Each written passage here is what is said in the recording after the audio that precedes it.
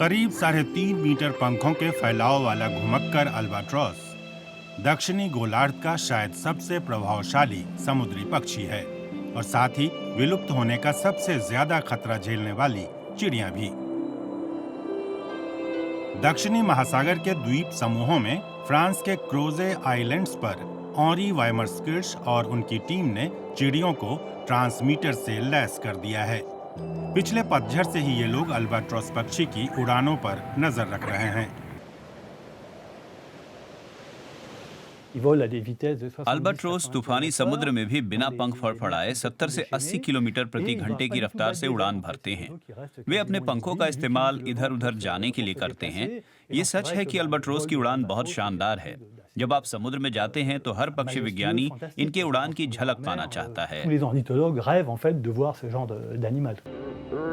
लेकिन ऐसी मुलाकातें दुर्लभ होती जा रही हैं क्योंकि हाल के वर्षों में घुमक्कर अल्बाट्रॉस की संख्या तेजी से सिकुड़ रही है। रिसर्चरों का अनुमान है कि दुनिया भर में अब कुल 25,000 पक्षी ही बचे हैं। अल्बाट्रॉस अक्सर खाने की तलाश में नावों का पीछा करते हैं। पहली बार जब मैंने देखा तो वो हमारे बोट के ऊपर से क्रोजे आइलैंड की तरफ जा रहा था। पक्षी ना जाने कहां से आ जाते हैं। समुद्र लहरों में घिरा था। हमने देखा कि अल्बाट्रोस बोट की तरफ आया, उसके पार गया और फिर साथ में उड़ता रहा। उसने हम लोगों को कुछ देखा और फिर गायब हो गया। दुर्भाग्य से कई मछुआरे कई किलोमीटर लंबे इलाकों में मछली पकड़ने के लिए ऐसा चारा डालते हैं जिनमें दर्जनों हुक होते हैं। मछलियों का चारा लेने की कोशिश में अल्बाट्रॉस अक्सर हुक भी निगल जाते हैं और फिर उनकी दर्दनाक मौत हो जाती है। ये बोट अक्सर गैर लाइसेंसी होते हैं और उनके लिए ऑटोमेटिक पहचान के संकेत भेजना जरूरी नहीं होता। वे वजनी धागे भी इस्तेमाल नहीं करते जो पानी में डालने पर तुरंत गहराई में उतर जाए। समुद्र विज्ञानी चिंतित हैं।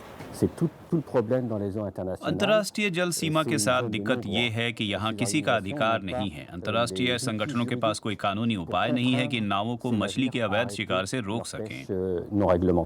यही कारण है कि वाइमर्सकिर्श और उनके सहयोगियों ने अपना ओशन सेंटिनल रिसर्च प्रोजेक्ट शुरू किया है ताकि मछली के अवैध शिकार पर रोक लगाई जा सके।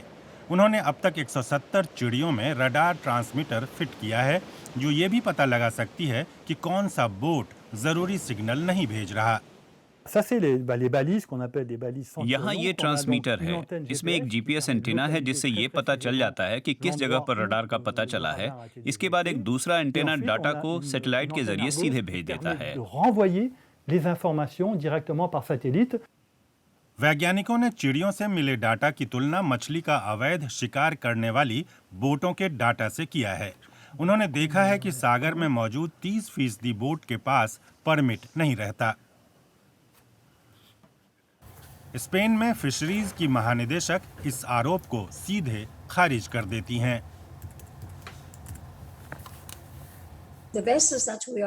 इस सागर में जो बोट चल रहे हैं या फिर किसी और सागर में जिन पर स्पेन का झंडा लगा हो वो पूरी तरह नियंत्रित हैं। हम उन सभी की निगरानी करते हैं और हमें उनकी गतिविधियों का पता ना हो ये असंभव है।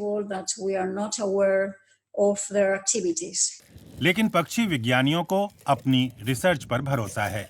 उन्हें यकीन है कि उनके आंकड़े मछली के अवैध शिकार को रोकने में मदद दे सकते हैं और इस तरह अल्बाट्रोस की रक्षा भी होगी। अगर हम इस बात के सबूत दे सकें कि कुछ जगहों पर मृत्यु की दर ऊंची है और ज्यादातर बोट ने अपनी पहचान बताने वाले सिस्टम को बंद कर दिया है तो हम अपने आंकड़ों की पुष्टि कर देंगे और तब इस दिशा में कदम बढ़ेगा।